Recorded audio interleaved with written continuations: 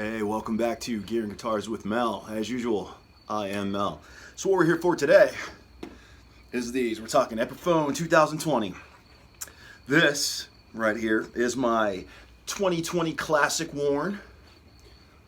Okay, and this one has Jimmy Page Whole Lotta Humbuckers in it from Seymour, Duncan. This one is my 2020 59 reissue outfit. And this one comes with the Gibson Burstbucker 2 and 3 set. And real quick, we're just going to get into some stuff about how different and how similar these guitars might be.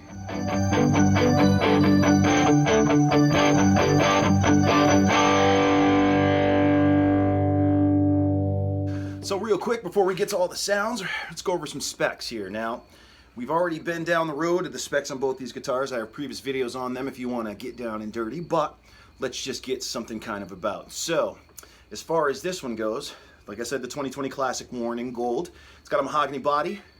It's got a maple cap, plain maple. It does have a veneer on the back. It moves a little bit in the light, but it's still absolutely a veneer. This, if I remember correctly, is a 3-piece body. All right, and we have a 2-piece neck. There's a scarf joint right there at the headstock. And this one has the same scarf joint, but you can't really make it out, okay? So, whacking the guitars together. So as far as this is concerned, you got the mahogany neck, you got an Indian lower fretboard. Same over here, mahogany neck, Indian lower fretboard. This neck is more of the slim Classic D, you know, the slim D taper kind of style. I set this up, big Jimmy Page fan, everybody knows. I set this one up to get as close to those tones as I can. Pretty high output in the pickups here. The Seymour Duncan Whole Lotta Humbuckers have rough cast Alnico 5 magnets. Gives you that really balanced tone. You also have plain enamel wire on these bad boys. I think, let's see, I want to say that you're looking at about 8.7 in the bridge and 8.2 on the neck as far as output goes, okay? It's got a slight bit of natural compression when it's really pushing your amp. Get you those tones you need. It's got 4 conductor wires. This one does have coil splits, but I'm not going to use them today because we're just going different pickups and all that stuff. We don't need to get into that many tones. Now, over here, if you saw my last video, this one's the 59 outfit. This one has the Burstbucker 2 and 3s, and they're Gibson USA pickups. You know, the plastics and everything on this have been done a little better to spec. This was worked on by the Gibson Custom Shop and Epiphone. Great guitar. I'm not sure what the output is on these pickups. I've looked and I haven't had a chance to put these on a meter. I did these. There's a lot of conflicting ideas about what these are. Not quite as hot as this, but still hotter pickups. Okay, so in this one here, you got the Switchcraft jack and switch, and then you have CTS pots with Mallory capacitors in there, hand wired. This one has, I believe, some Korean Jin Sung pots, which aren't bad, but you know, they're not bad. You know what I mean? And I don't know if it's hand wired. They say it is, but there's other things said. Like for instance, on the website or any spec list you got, this guitar says it does not have binding. This is not paint. That is absolutely binding. I don't know why that spec is there. You can still see the maple cap because it's got actually error correct thin binding. And as far as this one goes, this has proper binding without a doubt. Like I said, so does this one. I don't know why they say that. As far as any other big differences, they both have 18:1 ratio tuners. This one has Kluson style. This one has Grovers. You know, 24 3/4 scale length, 1.69 in a nut width. You know what I mean? It's a 12-inch radius on both guitars. The rest of that stuff is all Les Paul. So let's get to some tones.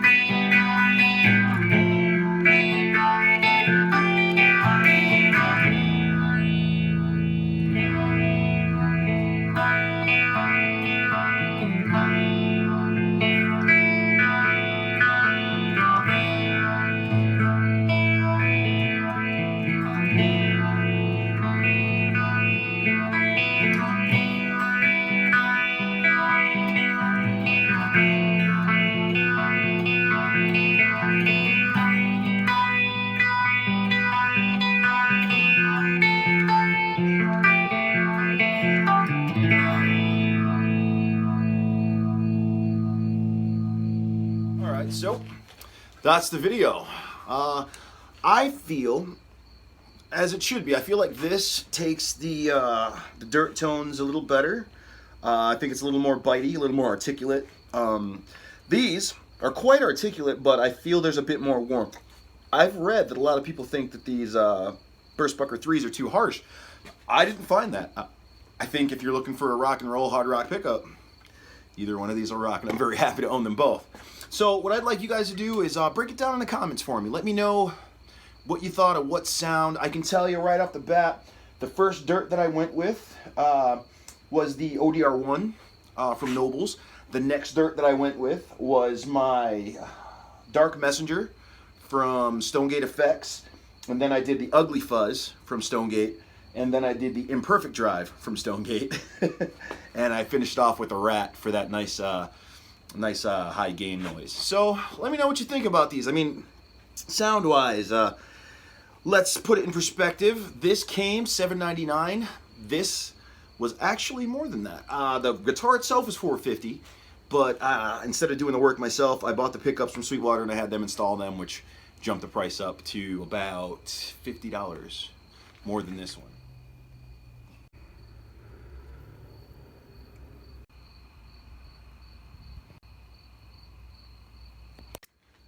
I don't know. Thanks for hanging out. I appreciate it. Now, to the bit at hand. What I did, or what I'm going to do, when I edit this, is I'm going to take some pictures of the spot right under, I don't even think you're going to be able to see it, but if you look really close under the edge of that bridge pickup, you'll see that there's a little bit of material taken off. So, I maintained that this was a solid flame maple top. It was not a veneer. There were some comments in the comment section of the video that said, you know, hey bud, don't think that's true. Everything's supposed to be a veneer, which I know. Everything was supposed to be a veneer. I said that in my last video.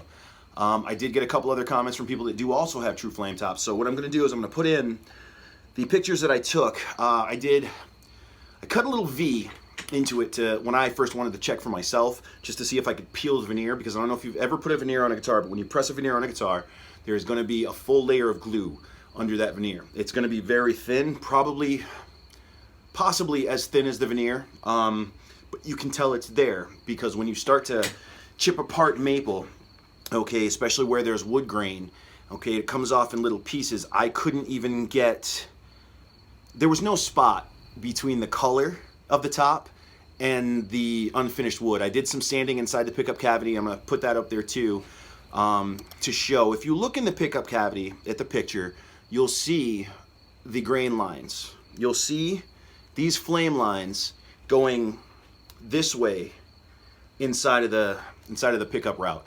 And I did that first so that you could see that they actually do, I tried to get the angle so you could see that they do line up with the flame that's on the top. But I didn't think that was going to look good enough for you to put in the video. So, to my guitar's detriment, I did some sanding and I did some scraping. I just barely stopped before I got outside of where the pickup surround is. And I'm going to put that up there, and you guys can tell me what you think. I am 100% sure that this is not a veneer. Now, I contacted a couple of people at Epiphone, and I got a couple of different stories. One being it's a possibility. There were still even what they considered prototypes, especially since the actual production run isn't supposed to be released yet. I didn't know that. These, technically everything they're talking about is October. The few of us that did get these early, I don't know how we did it, but I'm thankful. But I've done, I build guitars. You know, I've done veneer tops countless times, different ways. I've done vacuums, I've done presses, lots of different things. And I am Scout's honor. I don't know, I was never a Scout, but this is a proper flame top, and I'm stoked about that. However, if we would like to, you could kind of tell by how it moves that it's less veneer, but it's pretty in there good. Talk about it in comments. Let me know. I only wanted to prove it. It's not so much that, oh no, I want to be right, but I give you guys information, and I don't ever want anybody that subs to this channel thinking that I'm giving bunk information. Like, I don't want you to think I'm saying, oh, this is this, just for, I don't know what reason you would do that, but I don't want anybody thinking that's what I'm doing. So that's why I decided to do a little harm to do some good. so that you guys can trust me and not think that I'm just selling you a bill of goods all the time. This is my favorite guitar right now, I'm not gonna lie. However, I will say that this here is running a really hard second. They're two different machines, you know what I mean? And I'd like you guys to give me your opinions, you know? Some people don't like my tone. I tend to like it a little old school fuzzy. That's just kind of my thing. But let me know what you think, and check this out. Look at the difference in thickness. So this one here is about 1/8 of an inch skinnier than this bad boy. Yeah, about 1/8 of an inch. And that's just nifty. I will say that this is a natural back. 2 pieces of mahogany lined up very nice. Same way Gibson would do it. This is a veneer. The pieces of the wood, the grain and everything don't look too bad on the wood itself, but I guess they don't want people seeing there's a few pieces. I don't mind. I will say that I think, in my opinion, this guitar has more sustain, and they both stay in tune relatively well. So, just looking at my, sorry about that, got distracted by my serial numbers. So yeah, man, you guys rip it up in the comments, let me know what you think. If there's something else you'd like to see on any of these, I'd be glad to show you. I love showing them off. So until that time, I'd like to thank you guys for watching again and letting me show you what I was talking about the top. I appreciate that from you guys. And until next time, thank you for watching Gear Guitars with Mel. I am Mel. Take it easy.